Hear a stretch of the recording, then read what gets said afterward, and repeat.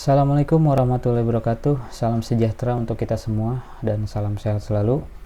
Dalam kesempatan ini saya akan membahas tentang video pembelajaran mata kuliah Teknologi Web Service pertemuan 4 yang akan membahas tentang RESTful Web Service. Oke, sebenarnya apa sih RESTful Web Service ya?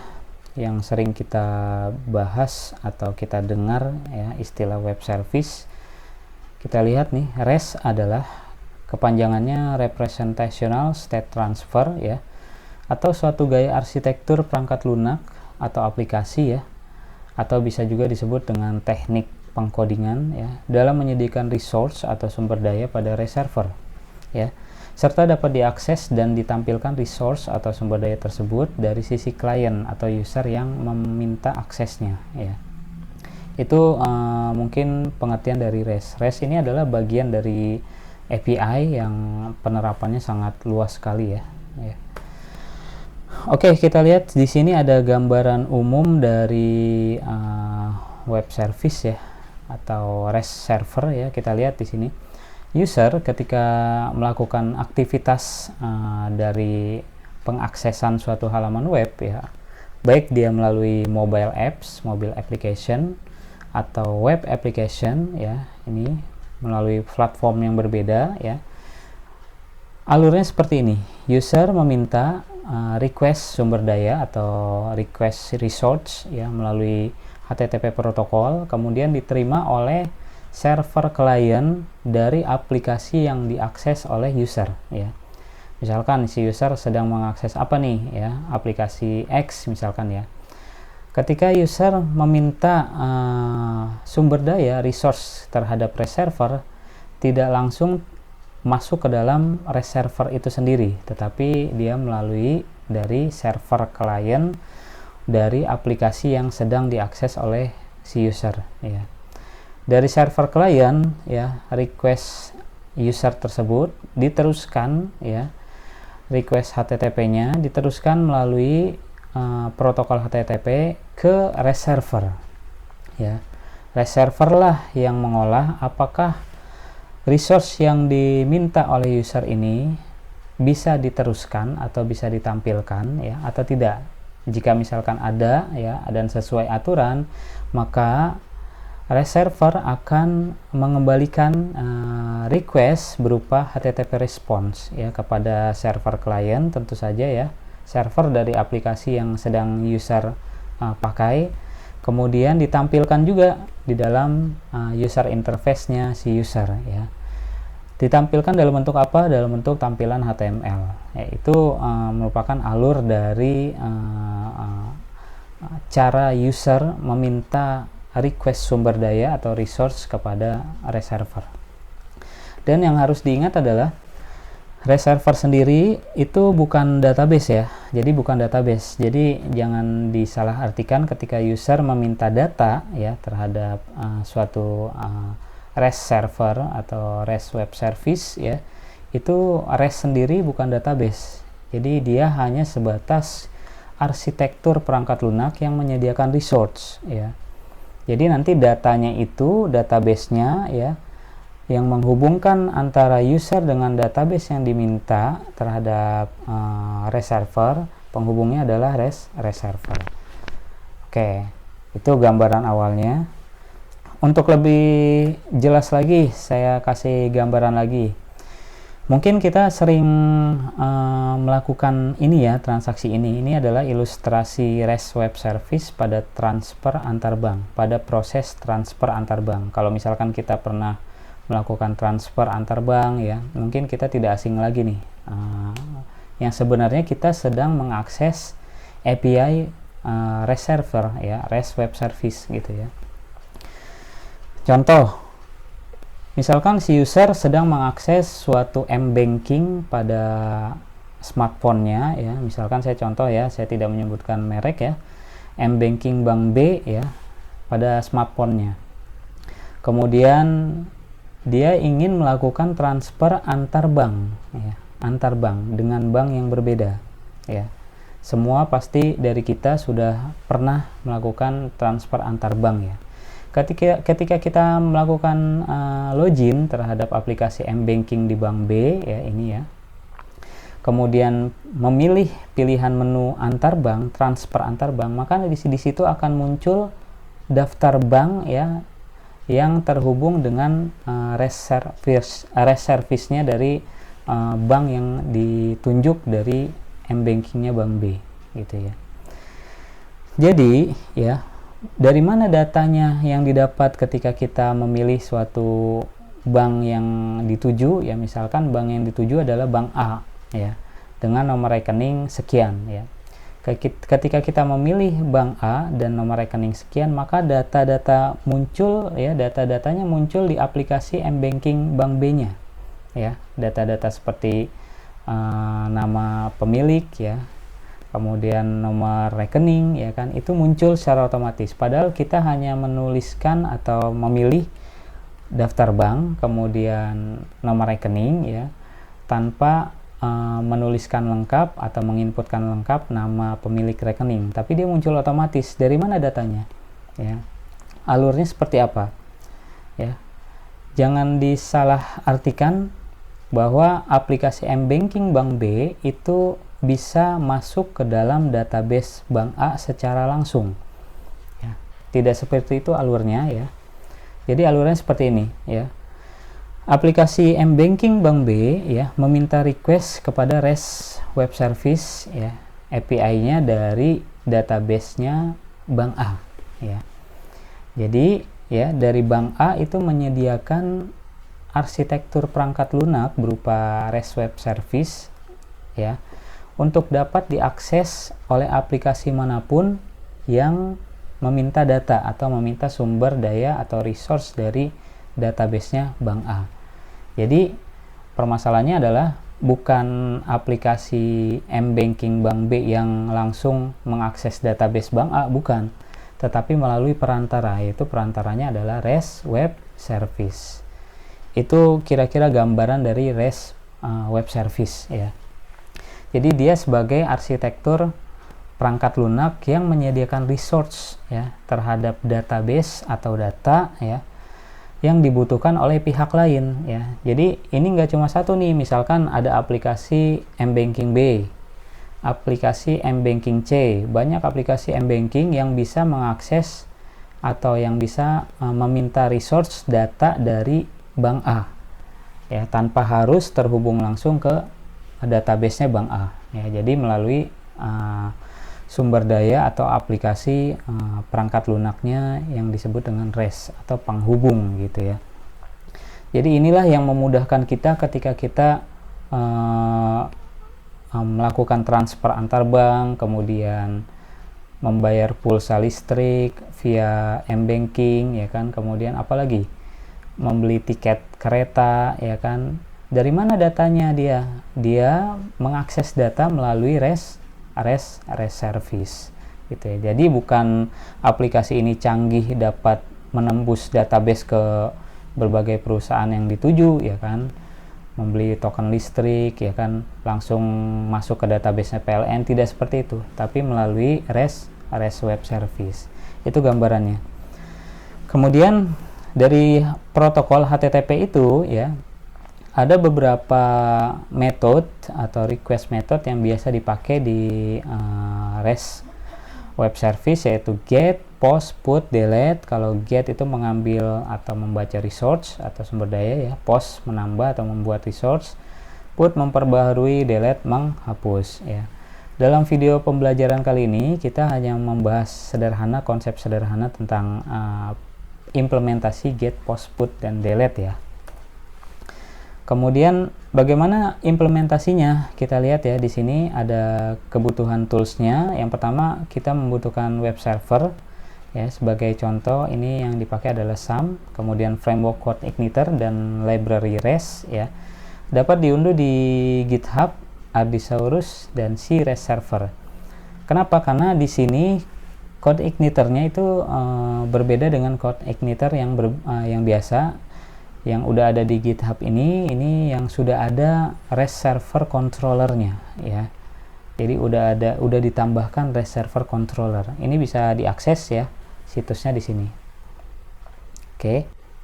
Kemudian kita akan coba mengimplementasikan RESTful web service yang sederhana, konsep HTTP method tadi yang get, put, post ya, kemudian delete ya. Pertama-tama kita buat terlebih dahulu database dengan nama member ya, DB member, kemudian buat tabel namanya member seperti ini. Ya, database namanya DB member. Ini ya. Struktur dari tabel member bentuknya seperti ini. Strukturnya ini ya, dengan primary key integer pada ID ya. Kemudian langsung isi data di browse. Nah, bentuknya ini. Setelah database tercipta ya, kita akan tes ya bagaimana penerapan dari pengambilan resource pada database ya dengan teknik REST web service. Yang pertama kita harus lakukan adalah pada text editor kita harus punya dulu yang tadi saya bilang adalah REST server atau CI yang sudah memiliki REST controller ya. Jadi ketika kita download tadi ya di GitHub tadi, maka nanti akan ada di application ini ya, di libraries controller namanya REST controller ya. Kalau CI biasa tidak ada, jadi kini harus kita kopikan ya, REST controller. Inilah yang berfungsi untuk implementasi REST service ya. Kemudian setelah itu, sebelum kita masuk ke coding, ada beberapa yang harus dikonfigurasi ya. Pertama adalah file database ya. Karena kita akan mengakses DB member, database member, maka di sini pada database.php ya, databasenya tertulis adalah db_member ya, dengan DB drivernya secara otomatis MySQL ya, MySQL. Kemudian baru kita lihat, kita akan membuat file controller baru ya di folder controller ya, namanya REST member ya. Kalau REST server bentuknya seperti ini ya. Kalau yang belum ada ya silahkan dibuat, kalau yang sudah ada ya berarti tidak masalah, tinggal di running aja. Ini REST server ya, isinya hanya function index dan dia meload ya helper untuk URL, dan view-nya akan yang tampil adalah REST server. Ini di dalam folder view ya. Di dalam folder view akan ada file namanya REST server. Ini REST server ya. Jadi untuk menjalankan REST servernya seperti apa nih ya? Secara singkat nanti akan dijalankannya seperti ini ya. Ketik di browser ya, localhost REST server, ini adalah nama project kita ya, silahkan diganti. Setelah di running nanti hasilnya seperti ini ya, hasilnya seperti ini ya. Ketika kita diklik ini ya, ini adalah tampilan untuk pengaksesan API di database ya, yang sifatnya RESTful web service ya. Kalau kita klik yang lain ya tampilannya kayak gini gitu ya, ini secara otomatis. Ini REST server ya. Kemudian kita akan buat lagi controller lagi ya, namanya REST member. Ini REST member, inilah tempat kita ya secara user ya, untuk dapat mengakses dengan beberapa metode HTTP yang tadi ya, get, kemudian ada lagi post, kemudian put, kemudian delete. Ini ya, untuk delete, put, kemudian post, ini akan diimplementasikan di pertemuan ke-5 ya, dengan tools, dengan bantuan tools, yaitu toolsnya Postman namanya. Untuk video pertemuan kali ini ya, saya akan membahas aja tentang get, karena get lah yang bisa terbaca di browser ya, permintaan pengaksesan datanya. Ini adalah sintaks atau script dari REST member, kita lihat di sini ya. Dia membutuhkan pemanggilan dari libraries REST controller. Ingat, REST controller ini yang nggak ada di CI biasa, jadi kita harus punya nih namanya REST controller file, kemudian taruh di libraries ya, karena dia sifatnya kan library. Kemudian REST member ini seperti biasa di struktur penulisan code igniter, yang nama kelas ini menggunakan huruf besar ya. Ini REST member akan mengextend REST controller yang tadi kita panggil ya. Berarti nanti REST controller, REST member ya akan memiliki sifat REST controller. Dan kita lihat turun ke bawah di sini ada construct ya, construct config. Parameter config akan berisi nilai REST ya dari REST controller yang function construct-nya juga REST ya. Kita lihat di sini tuh ya, sama kan ya, file construct-nya REST seperti ini, REST ya. Maka kalau misalkan ada ya REST controllernya ya, maka dia akan secara otomatis meload ya file database ya. Ini ya, database ya. Terus langsung kita akan mengakses apa, misalkan filenya yang function yang akan diakses metodenya adalah get ya, get ya, untuk pembacaan atau mengambil data ya, get ya tadi ya. Kita lihat di sini ada variabel ID. Jika ID ya, get ID ini dari pemanggilan di URL di browser. Jika ID-nya kosong, maka yang akan tampil adalah seluruh data member, seluruh data yang ada di file member atau tabel member. Kalau tidak, maka atau ada isinya ID itu ya, variabel ID ini terisi dari parameter ID yang ada di browser, maka yang akan tampil adalah yang diisikan saja ID-nya ya, ini member ya. Kemudian ini adalah pemanggilan dari variabel member berdasarkan yang mana yang kondisinya, apakah dia ID-nya ada atau tidak gitu ya. Kemudian 404 ini adalah ciri khas dari pemanggilan atau HTTP request ya. Biasanya harus seperti ini. 404 ini adalah kode status dari HTTP protokol ya. Kita bisa ngeceknya di REST controller ya. Kalau 404 itu apa? Misalkan ya, di sini banyak ya. 404 berarti HTTP not found. Ya, kalau misalkan tidak ditemukan ya. Kalau 200 beda lagi kode-kodenya ya. Kalau 200 itu apa? Misalkan 200 itu HTTP oke gitu ya, misalkan. Jadi untuk get kita bisa coba langsung akses nih, contohnya ya. Di sini kita ganti REST member ya, untuk controller REST member. Ketika tidak ada ID yang diinputkan di sini di browser ya, di address bar, maka yang akan tampil adalah semuanya, seluruhnya. Ini dia. Yang akan tampil kalau ininya kosong, yang akan tampil adalah keseluruhannya, pengaksesan datanya yang diminta. Resource yang ditampilkan adalah seluruhnya. Tapi kalau ada ID-nya yang kita ketik, maka yang akan tampil adalah yang ID yang kita sama dengan, nah gini ya, ID sama dengan 2, maka ID 2 aja yang tampil. Kalau 3 aja yang tampil. Itu get ya, pengambilan atau pembacaan data gitu ya.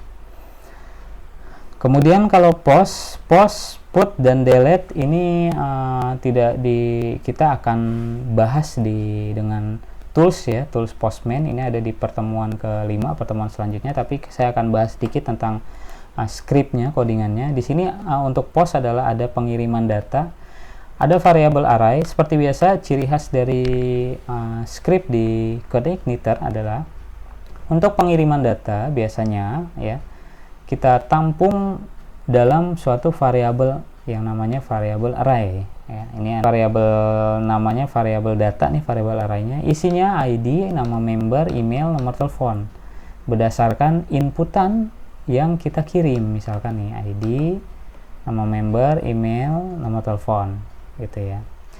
Kemudian di sini ada variabel insert, akan menginsert secara otomatis ya ke tabel member isian dari ini variabel array yang ini.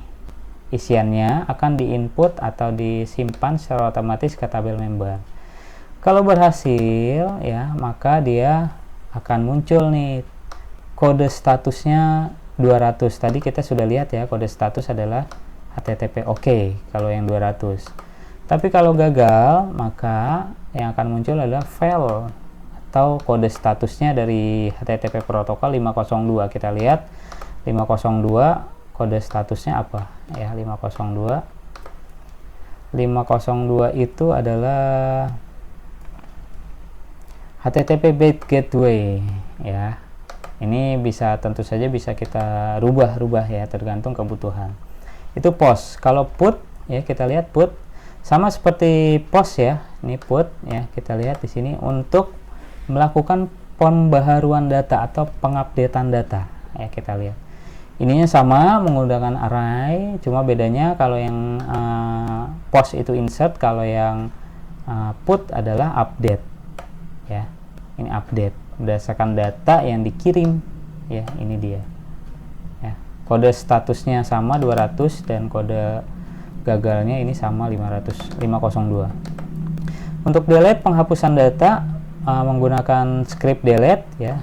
Berarti ada post, ada insert, ada update, ada delete ya. Mendelete tabel member berdasarkan ID yang ditunjuk atau ID yang dipilih ya. Kemudian dia akan mengembalikan respons. Kalau misalkan sukses, maka yang akan muncul adalah kode statusnya HTTP OK ya. Kalau gagal ya berarti yang tadi ya, sama seperti yang post, put, dan delete gitu ya. Itu kalau gagal. Baik, itu mungkin gambaran sedikit tentang RESTful Web Service ya, yang sebenarnya penerapannya sangat luas ya. Terima kasih. Assalamualaikum warahmatullahi wabarakatuh.